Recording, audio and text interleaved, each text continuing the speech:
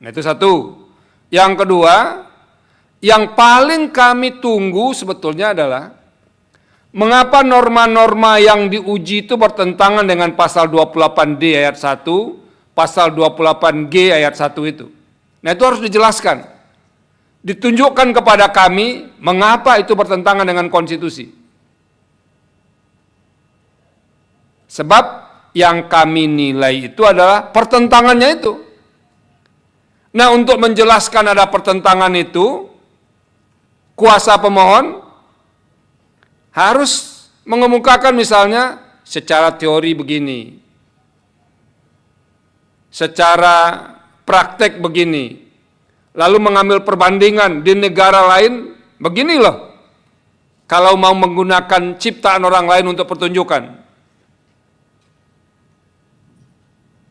Apakah mempunyai masuk kategori blanket atau apa, itu harus dijelaskan.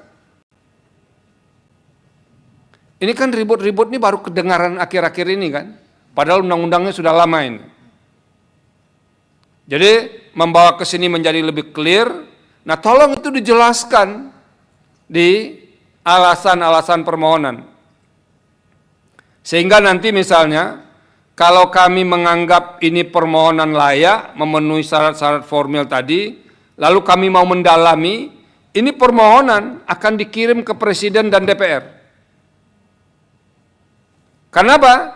Presiden dan DPR nanti akan menjelaskan mengapa norma ini dirumuskan begini. Jadi kalau tidak dijelaskan pertentangannya, Presiden dan DPR mau menjelaskan apa? Nah, itu pentingnya dikemukakan. Nah, kami nanti bertiga tambah 6 hakim konstitusi yang lain memutuskan ini, memperdebatkan dulu. Mulai dari ini kewenangan mahkamah atau tidak. Kalau lolos di situ, ini para pemohon memiliki legal standing atau tidak. Kalau memiliki legal standing, ini substansinya cukup kita putus tanpa perlu pleno atau tidak. Nah, itu diperdebatkan. Kalau misalnya semuanya mengatakan, ini kita sudah paham ini, nggak perlu ke pleno. Nah, ini naskahnya kita putus sendiri tanpa mendengarkan pembentuk undang-undang.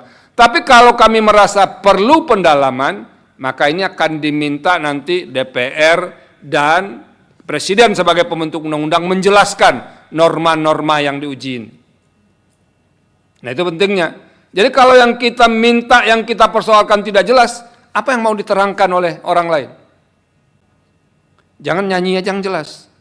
Nah, ini menjelaskan permohonan ke Mahkamah Konstitusi harus jelas juga. Nah, yang terakhir, soal petitum. Ini apakah yang diinginkan oleh para pemohon itu menghapus keseluruhan norma atau memaknainya? Harus clear. Kalau menghapus keseluruhan norma, jelas menyatakan pasal ini dalam undang-undang ini bertentangan dengan Undang-Undang Dasar 1945 dan tidak memiliki kekuatan hukum mengikat. Plak, titik. Itu artinya semua norma dihapuskan, dinyatakan inkonstitusional. Tapi kalau ada pemaknaan harus jelas. Tadi Yang Mulia Prof. Eni dan Yang Mulia Pak Arsul mengatakan, apakah yang minta dimakna itu frasa atau kata tertentu saja? Atau yang minta dimakna itu seluruh normanya? Sehingga dinyatakan bahwa frasa ini dalam norma pasal X bertentangan dengan Undang-Undang Dasar 1945 dan tidak memiliki kekuatan hukum mengikat sepanjang tidak dimaknai. Jadi apa pemaknaan barunya? Nah, itu clearnya begitu. Nah, kalau itu lancar semua dari awal sampai ke ujung, nah nanti tinggal ditunggu hasilnya. Kalau misalnya dibawa ke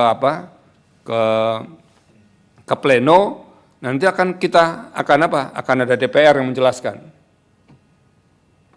Akan ada pihak presiden, ada kemungkinan datang ahli juga.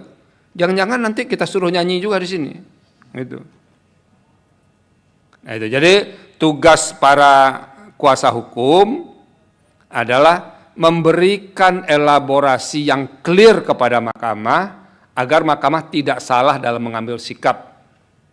Karena ini kita penting sekali para pekerja seni ini. Kalau dunia ini nggak ada seninya, ini dunia ini kan kaku banget begitu. Membosankan. Tapi kalau para pekerja seni sudah saling berkelahi, jadi repot juga kita. Nah, sudah benar membawa ini ke sini, nanti akan kita putus dengan baik-baik. Tentu tergantung seberapa saudara-saudara menjelaskan kepada kami, karena itu yang akan dikontes nantinya. Nah, itu saja sih yang perlu disampaikan. Jadi sekali lagi tolong baca PMK nomor 2 tahun 2021. Di situ sudah diatur secara jelas. Di sini apa yang harus dimuat, di sini apa, di petitum itu apa. Itu saja.